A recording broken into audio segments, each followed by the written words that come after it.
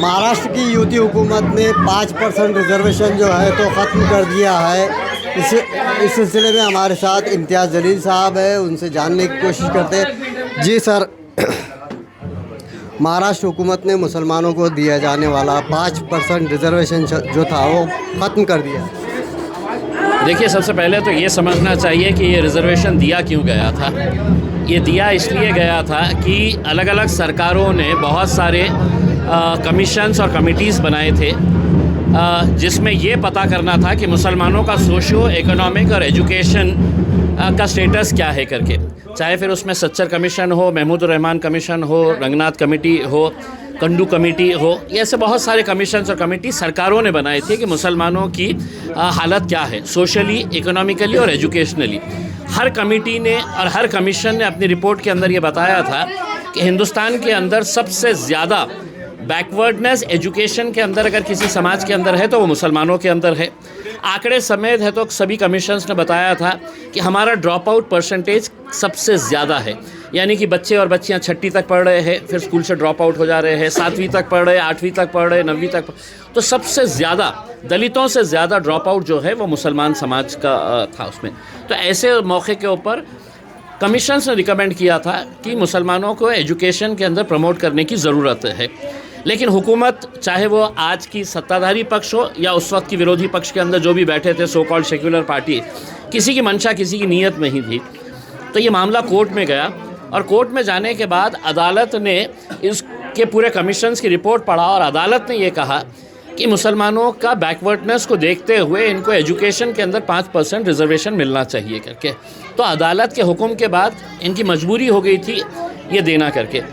लेकिन अब जो अध्यादेश निकाला गया था 2014 के बाद, उसके बाद उसको एक्ट के अंदर तब्दील करने के लिए उन्हें एक बिल लाने की ज़रूरत थी, लेकिन लाया नहीं गया बिल। तो वो ख़त्म हो गया तो इन्होंने कर दिया कि भैया अब हमें तो ये 5% रिजर्वेशन हटा रहे हैं करके। इन्हें ऐसा लग रहा है कि मुसलमानों का रिजर्वेशन हटा लेंगे तो मुसलमान है तो वही काम करेगा, पंचर की दुकान लगाएगा, रिक्शा चलाएगा, आलू पकोड़े बेचेगा, चाय की टपरी के ऊपर काम करेगा, यही सोच इनकी है उसमें। लेकिन जैसे जैसे ये मुसलमानों को दबाने की कोशिश कर रहे हैं, मुसलमान नौजवान लड़के और लड़कियां जो है वो उससे ज़्यादा दुगनी मेहनत कर रहे हैं। आज यूपीएससी के अंदर देखिएगा कि मुसलमानों बच्चों और बच्चियों की तादाद जो है पास आउट जो हो रहे हैं वो बढ़ती जा रही है। डॉक्टर्स हमारे, इनकी संख्या बढ़ती जा रही है, इंजीनियर्स हमारे बढ़ते जा रहे हैं। तो हुकूमत की मंशा, उनकी नीयत क्या है, ये हम पहले से ही जानते हैं। सर, हम जैसा देखते हैं कि अदालतें तो यानी अक़लियतों के बारे में इंसाफ का थोड़ा मुज़ाहरा करती है, लेकिन ये जो सियासी पार्टियां हैं इनकी मंशा क़तई नज़र नहीं आती। ये रिजर्वेशन खुद इस बात का, देखिए, मैं आपकी इस बात से इत्तेफाक इसलिए नहीं रख रहा हूँ कि हम जाएँ तो जाए कहाँ, अपनी पीड़ा, अपनी दर्द, अपनी तकलीफ़ और अपनी शिकायत लेकर हम अदालत के अंदर जाए। लेकिन अगर सुप्रीम कोर्ट के चीफ जस्टिस अगर आपको ये कहते हैं कि साहब आसाम का चीफ मिनिस्टर ने मियाँ भाइयों को परेशान करने के लिए बहुत घटिया किस्म के बयान दिया है, और उसमें सुप्रीम कोर्ट के चीफ जस्टिस कहते हैं कि नहीं, हम इसको एंटरटेन नहीं करेंगे, बल्कि हमारे पास ये लेके ही मत आओ, हमारे पास ऑलरेडी बहुत केसेस है। यानी कि इसका मतलब वो ये कह रहे हैं कि बोलने दो उन्हें। आसाम के मुख्यमंत्री ने बोला है, कल और भी बोलेंगे, लेकिन हम है तो यहाँ पे अब आपको इंसाफ के लिए उन्हें कहा कि हमारे पास मत लेके आओ, नीचे के कोर्ट में जाओ करके उसमें। तो अदालतों ने भी ये सोचना चाहिए कि आज मुसलमानों के ख़िलाफ़ जो नफ़रतें फैलाई जा रही है, देखिए हुकूमत क्या कहती है, भारतीय जनता पार्टी की नीयत क्या है, ये सभी लोग जानते हैं। मैं लोकसभा के अंदर था, सामने नरेंद्र मोदी साहब बैठे हुए थे, रिजर्वेशन के ऊपर चर्चा हो रही थी, तो मुझसे कहा गया कि मुसलमानों के रिजर्वेशन के बारे में, हमने उस वक्त मराठाओं के रिजर्वेशन की तायीद की थी, तो मैंने मोदी जी को देखकर कहा था कि इनसे वोट मांगना मतलब ये है कि अपना सर दीवारों पे फोड़ने के जैसा है। इनसे वोट मांगने का मतलब ये है, ये हमारे को आज मुल्क का माहौल ऐसा तैयार कर लिए है कि मुसलमानों तुमको हम सांस लेने दे रहे, यही बहुत बड़ी बात है करके। तो हम इनसे कैसा मांग सकते थे उसमें। लेकिन जो पार्टियां मुसलमानों के हक़ में बात करने वाली थी, जो अपने आप को सेक्युलर कह के मुसलमानों का वोट मांगती थी, अब हमको उनका रवैया देखने का है कि वो क्या करते हैं। और मैं बहुत ही माजरत के साथ ये कहना चाहूँगा, मैं उन मौलानाओं से भी ये सवाल कर रहा हूँ जो इलेक्शन के वक्त में आके अपनी दुकानें सजाते हैं। 1% ये वो लोग भी है जो इलेक्शन से 2 महीने 3 महीने पहले आते हैं, इलेक्शन से 2 महीने 3 महीने पहले आके ये अपनी दुकान सजाते हैं और ये फ़ैसला करते हैं, फतवा जारी करते हैं कि साहब ये सेक्युलर पार्टी को दो। अब हमारी उम्मीद ये है कि ये 1% जो मौलाना लोग जो इलेक्शन के वक्त में अपनी दुकानें सजाते हैं, वो लोगों ने अब इसका नेतृत्व करना चाहिए। औरंगाबाद में ऐसे 4-5 मौलाना है जो है तो रात में 1-1, 2-2 बजे तक है तो प्रेस कॉन्फ्रेंस लेकर कहते थे कि नहीं साहब इनको वोट देने का है करके। भीड़ के तमाम वो मौलाना है जिन्होंने कहा कि नहीं हमको अजीत पवार के साथ जाने का है करके।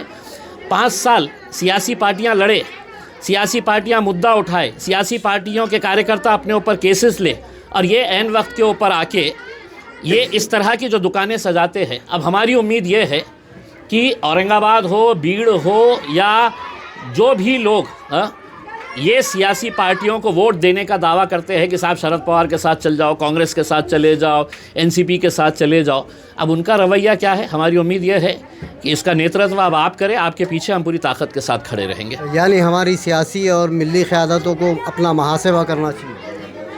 क्या करना चाहिए? सियासी और मिली क़यादतों को अपना मुहासेबा करना चाहिए कि किसका साथ देना चाहिए और किसका नहीं। देखिए कब तक हम 75 सालों तक यही तो इसी का तो नतीजा भुगत रहे हैं हम कि जब है तो मुसलमानों का रिजर्वेशन हट गया तो सारे के सारे उम्मीद कर रहे हैं कि इम्तियाज़ जलील तुम क्या कर रहे हैं, MIM क्या करने वाली है, असदुद्दीन अवैसी साहब क्या बोलने वाले हैं। तो क्या उनकी जिम्मेदारियां नहीं है जो इलेक्शन के वक्त में आके अपनी दुकानें सजा कर अपनी जेबें भर के यहाँ से लेके जाते हैं करके? तो उन लोगों से हम ये सवाल कर रहे हैं कि अब आप जाइए, जिनकी तायीद के अंदर आप उतरे थे, अब आप उनके पास जाइए और उनका गिरेबान पकड़ के उनसे पूछिएगा कि तेरे को इस कुर्सी के ऊपर हमने बिठाए हैं, हमने है तो फतवे जारी किए थे कि तुम्हारे साथ जाना है करके। अब आप उनसे सवाल करिएगा जाके उसमें। मैं औरंगाबाद के 4-5 मौलानाओं के नाम भी दे दूंगा उसमें जो दुकानें सजाए थे। मैं पूरों के बारे में नहीं कह रहा हूँ, मैं 99% जो है वो अल्हम्दुलिल्लाह हम उनका एहतराम करते हैं उसमें, लेकिन जो 1% जो दुकानें सजाते हैं वो लोग सारी दुनिया जानती है कि क्या क्या खेल खेलते हैं। ये ऐन रमज़ान से पहले ये तोहफ़ा दिया गया। मैंने ट्वीट किया हूँ कल के दिन कि मुसलमानों को है तो रमज़ान के मौके के ऊपर ये तोहफ़ा दिया गया है, लेकिन मोदी जी और देवेंद्र फडणवीस साहब, एकनाथ शिंदे साहब समझ ले कि ये कौम है तो ना मरने वाली है ना ख़त्म होने वाली है। हम 75-76 सालों से हमारे हकूक़ के लिए हम लड़ रहे हैं, उसके अंदर एक लड़ाई और लड़ेंगे उसमें। तुम लेकिन ये एक समझ रहे हैं कि मुसलमान 5% रिजर्वेशन की वजह से अब पढ़ेगा नहीं उसके अंदर। हम हमारे नौजवान लड़के और लड़कियों से कहेंगे कि और ताकत से पढ़ो करके, और हम मुसलमान समाज जिसके पास इस्तिताअत है वो अब अपना पैसा ज़कात के अंदर देते वक्त ये सोचे कि ये ज़कात का पैसा मैं किसी दूसरे काम में देने की बजाय तालीम के ऊपर ख़र्च कर सकता हूँ क्या करके। हम हमारे स्कूल्स, हमारे कॉलेजेस, हमारे बच्चों को हम स्कॉलरशिप दे सकते हैं क्या? गरीब बच्चा है, पढ़ना चाहता है, मेडिकल के अंदर पूरा परसेंटेज उसका आया हुआ है, मेडिकल में उसका सीट नहीं लग रही है, तो क्या हम उसकी मदद करके उसको प्राइवेट मेडिकल कॉलेज के अंदर, इंजीनियरिंग कॉलेज के अंदर हम मौका दिला सकते हैं? तो ये मुसलमानों ने अपने अंदर भी सोचना चाहिए कि हम ये हुकूमत के ख़िलाफ़ जाकर हम अपने समाज के बारे में कैसा बदलाव लेकर आ सकते हैं करके।